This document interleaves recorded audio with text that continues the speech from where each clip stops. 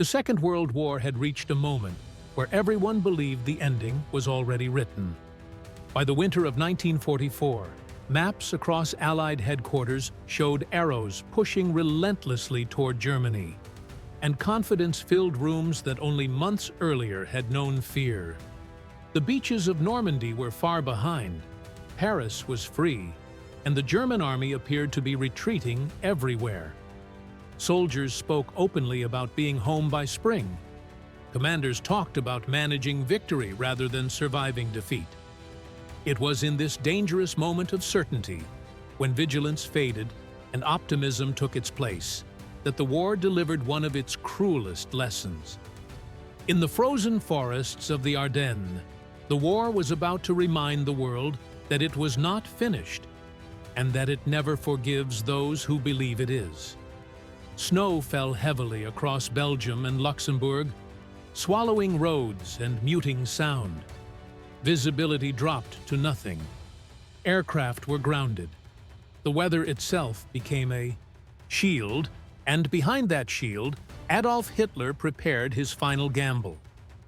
Germany could no longer win a long war, but Hitler believed one decisive blow might fracture the Allied coalition. His objective was not simply military success, but psychological shock. If the American and British armies could be split apart, if confidence could be shattered, politics might achieve what weapons could not. The Ardennes forest, dismissed by Allied planners as unsuitable for large-scale operations, was chosen precisely because it was ignored. In the early hours of mid-December 1944, German armor surged forward through fog and snow. The attack came with a speed and violence that stunned the Western Front. American units stationed in the Ardennes were thin, many resting or refitting after months of hard fighting. Some were newly arrived, inexperienced, and unprepared for what struck them. German tanks appeared where no tanks were expected. Artillery thundered through valleys thought impassable. Entire positions collapsed before warnings could spread. Confusion reigned almost immediately. Communications failed as lines were cut, and radios overwhelmed. Reports contradicted one another, then stopped altogether. Roads clogged with wounded soldiers, retreating units, abandoned vehicles, and civilians fleeing westward. Officers struggled to determine where their men were, let alone what the enemy was doing. The front line, once a clear boundary, dissolved into chaos. Within days, the German advance had carved a massive bulge deep into Allied territory, the largest breach the Western Allies had suffered since Normandy. At the heart of the German plan lay a small Belgian town that would soon become legendary. Bastogne was not heavily fortified. It was not large, nor particularly well defended. Its importance lay in geography. 7 major roads converged there, forming a hub that controlled movement across the southern Ardennes. Without Bastogne, German armored columns would struggle to maintain speed. With it, they could race westward toward the Meuse River and beyond. The 101st Airborne Division was rushed toward Bastogne under desperate conditions. Trucks dropped soldiers wherever space allowed. Units arrived without full equipment. Artillery followed slowly behind. Snow fell without pause, and temperatures plunged far below freezing. Within days, German forces encircled the town completely, sealing off every road and trail. Bastogne became an island of resistance surrounded by enemy armor, artillery, and infantry. Inside the town, conditions deteriorated rapidly. Ammunition was rationed. Food ran low. Medical supplies were exhausted. Wounded men were treated in cellars, churches, and makeshift aid stations, often without anesthesia. German artillery pounded the perimeter relentlessly, probing for weakness. Loudspeakers broadcast surrender demands, promising warmth, food, and medical care. The Americans replied with a defiant refusal that echoed far beyond the snow-covered town. As Bastogne endured, panic spread through Allied headquarters. The German penetration was deeper than expected, and the speed of the advance threatened to unhinge the entire front. If the Germans reached the Meuse River, the consequences could be catastrophic. Eisenhower faced the gravest crisis of his command. Reinforcements were needed immediately, but the weather crippled air support, and roads were jammed in every direction. Every option seemed too slow, too cautious, or too late. While many commanders struggled to understand what was happening, one man had been preparing for this moment long before the first German tank moved. George Smith Patton commanded the Third Army far to the south, driving aggressively toward Germany. Patton believed that war punished complacency without mercy. He distrusted optimism and despised assumptions.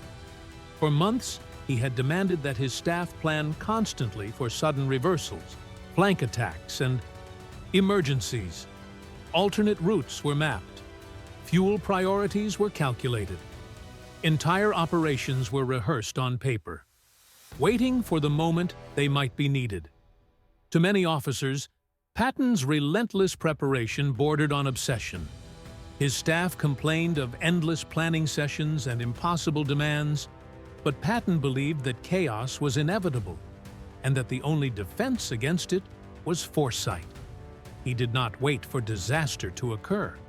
He assumed it would. When reports of the German offensive reached Patton's headquarters, he was not shocked. While others struggled to grasp the scale of the attack, Patton immediately focused on opportunity. He studied maps not to confirm German success, but to identify their weaknesses. He recognized that the German advance had exposed its southern flank. If that flank could be struck quickly, the entire offensive might unravel. The challenge was immense. Patton's Third Army was oriented eastward, advancing toward Germany. To strike north, the entire army would have to pivot across frozen roads in the dead of winter, under conditions that defied military doctrine. Fuel shortages, traffic congestion, and enemy resistance made the idea appear reckless. Yet to Patton, hesitation was more dangerous than action. On the 19th day of December 1944, Eisenhower convened a critical meeting at Verdun. Senior Allied commanders gathered in a cold room filled with maps and tension.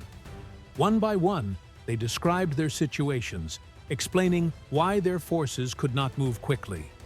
The atmosphere was grim. Bastogne remained encircled. The German advance showed no sign of slowing. When Eisenhower asked whether anyone could mount a counterattack toward Bastogne, silence followed. Then Patton spoke. Calm, controlled, and utterly confident, he stated that his Third Army could pivot north and attack within 3 days. He did not present it as a possibility. He stated it as a certainty. He explained that his staff had already prepared plans for such a scenario. The declaration stunned the room. Turning an entire army 90 degrees in winter conditions went against every rule of caution. Eisenhower studied Patton carefully. The decision before him was immense.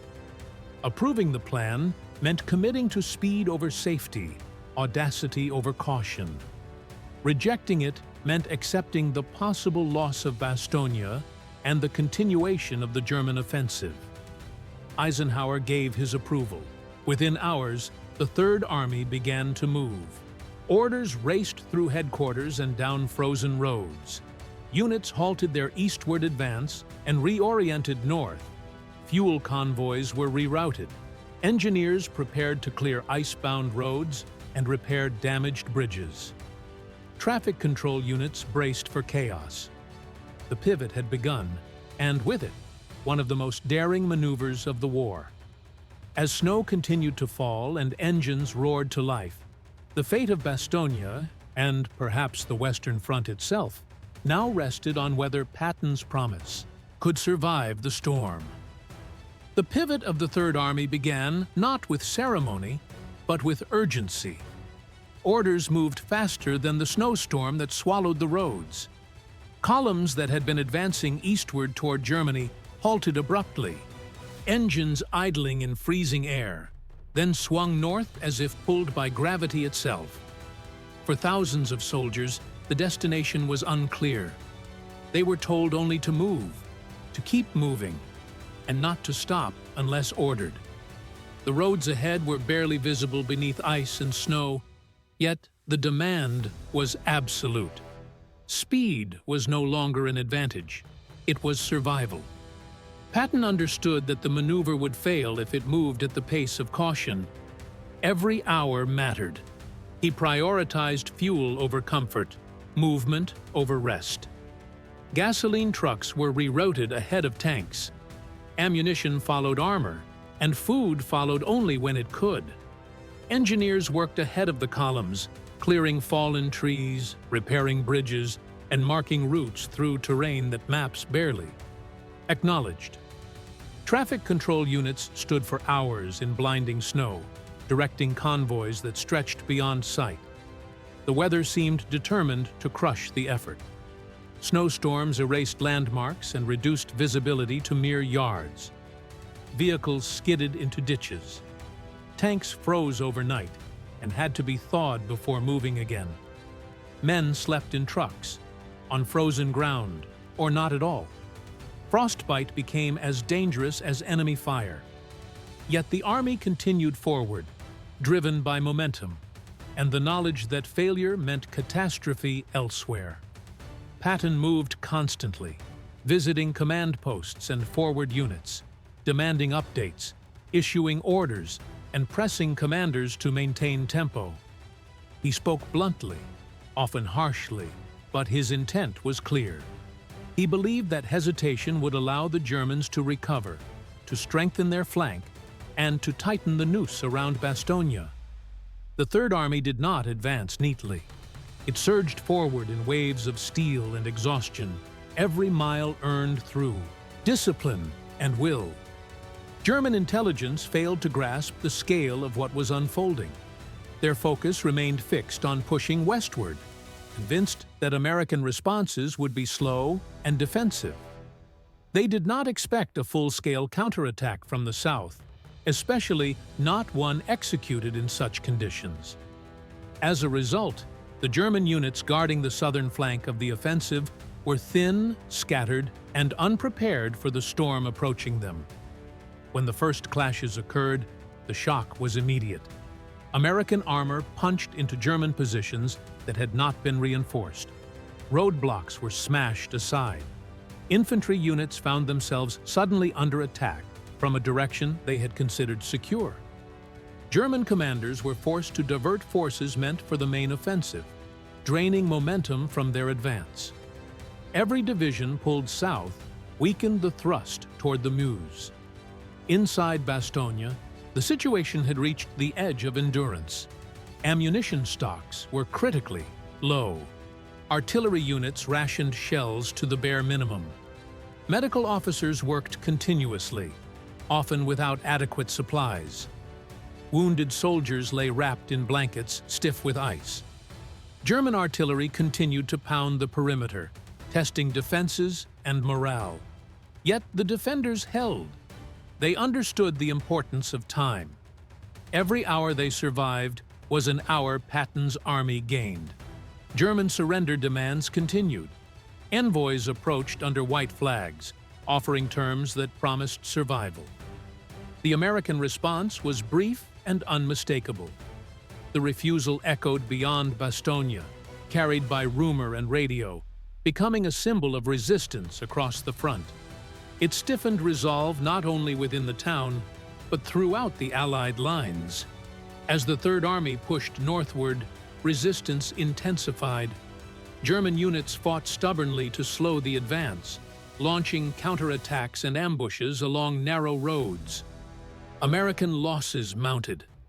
Progress was measured in miles, sometimes yards. Yet, the rebuild pressure never eased. Patton insisted that the attack continue regardless of conditions. He believed that relentless movement would overwhelm German defenses before they could fully react. By the 24th day of December 1944, the lead elements of the Third Army were closing in on Bastogne. Fighting intensified as German units scrambled to reinforce the encirclement. Snow continued to fall, but the momentum had shifted. The Germans were no longer advancing with confidence. They were reacting, improvising, and losing time they could not afford. On Christmas Day, the sound of artillery echoed through the frozen forests as American forces fought to break through the final defensive belts. The cost was high. Infantry advanced through snow under fire. Tanks burned on icy roads, yet the line continued to bend. German resistance, though fierce, lacked coordination. Supplies were short. Fuel was scarce. The offensive that had begun with ambition was now strained to its limits. In the early hours of the 26th day of December 1944, the breakthrough came. The 4th Armored Division, spearheading the Third Army's advance, smashed through German positions south of Bastogne. Tanks surged forward, crushing roadblocks and scattering defenders. The encirclement that had held the town for days finally cracked. As American armor reached the outskirts of Bastogne, word spread rapidly through the frozen streets. Men who had endured days of isolation and bombardment emerged from cellars and trenches, exhausted beyond measure. Cheers erupted. Some soldiers wept openly. Others simply sat down, overwhelmed by relief. The siege was broken. The relief of Bastogne did not end the battle. Fighting continued across the Ardennes as German forces attempted to regroup and stabilize their lines. But the psychological impact of the breakthrough was immense. Hitler's gamble depended on speed, shock, and uninterrupted momentum. Patton's counterattack shattered all three. The German advance stalled, then began to recede. Allied air power returned as the weather cleared, striking exposed German columns and supply routes. Fuel shortages crippled armored units. Roads once crowded with advancing tanks now clogged with retreating vehicles. The Bulge that had threatened the Allied front began to collapse under its own weight. Patton did not pause. He pressed forward relentlessly, exploiting every weakness, refusing to allow the enemy time to recover. His army crossed rivers, smashed defensive lines, and forced the Germans into a fighting retreat. Bastogne became not the end of the operation, but its turning point. By early January 1945, it was clear that the German offensive had failed. The last reserves had been committed and broken. The Western Front stabilized, stronger than before. The initiative now belonged entirely to the Allies.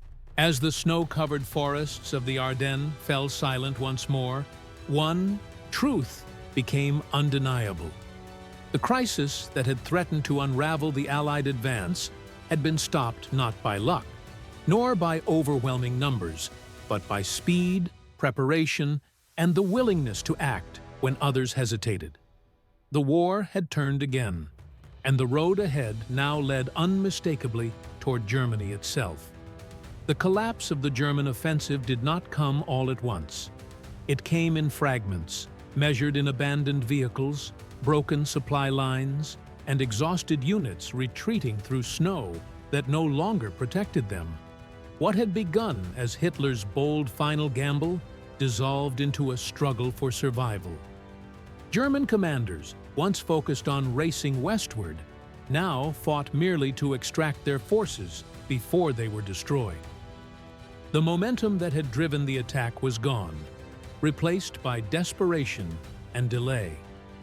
As the weather cleared in the closing days of December 1944, the sky itself turned against the Germans.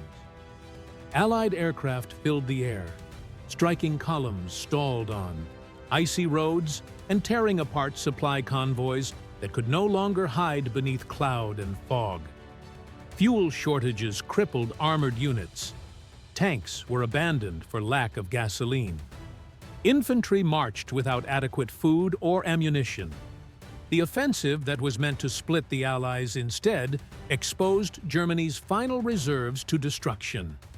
Across the Ardennes, American and British forces pressed inward from north and south, grinding down resistance with relentless pressure. The bulge that had threatened the Western Front slowly collapsed, its edges squeezed tighter with each passing day.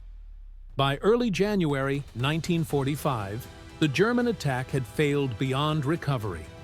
The front stabilized, and the initiative passed permanently into Allied hands. For the soldiers who had endured the siege of Bastogne, relief brought no immediate comfort. Many were too exhausted to celebrate. They slept where they fell, surrounded by wreckage and frozen ground.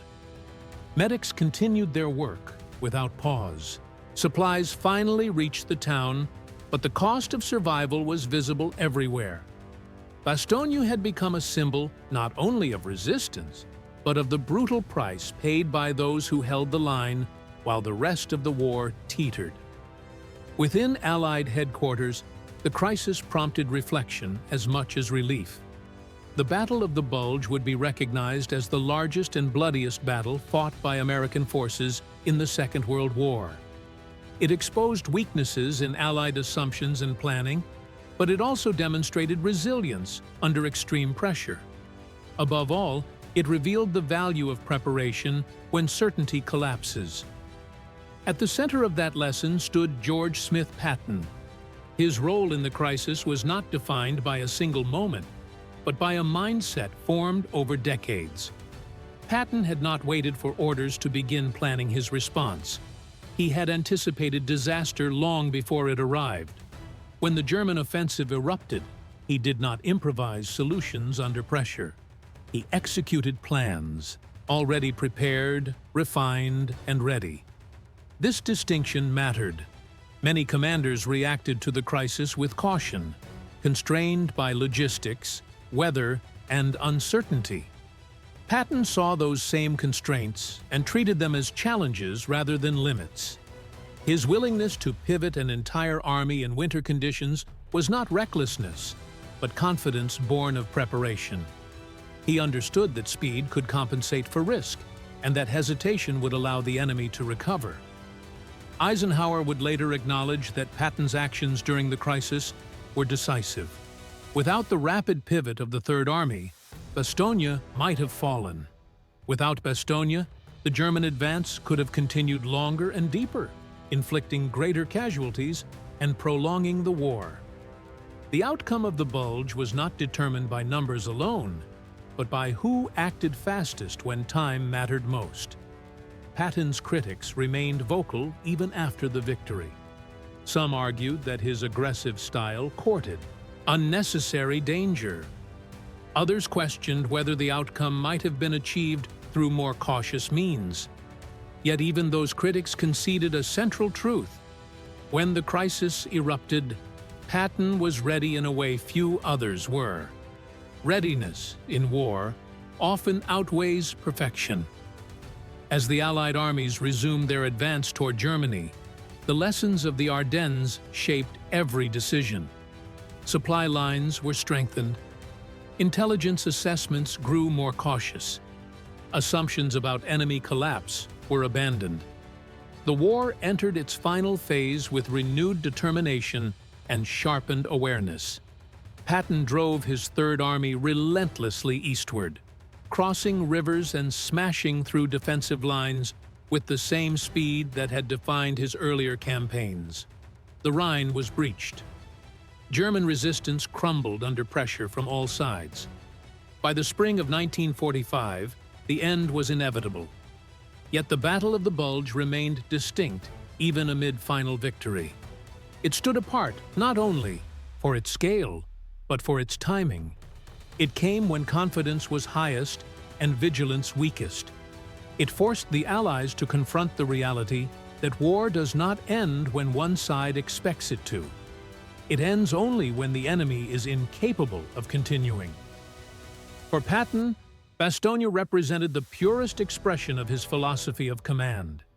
He believed that war rewarded those who thought ahead, who planned for disaster, and who acted decisively when chaos arrived.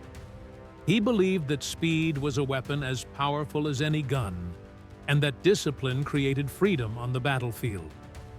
In the frozen forests of the Ardennes, those beliefs were tested under the harshest conditions imaginable, and proven. The legacy of the Bulge would endure long after the guns fell silent.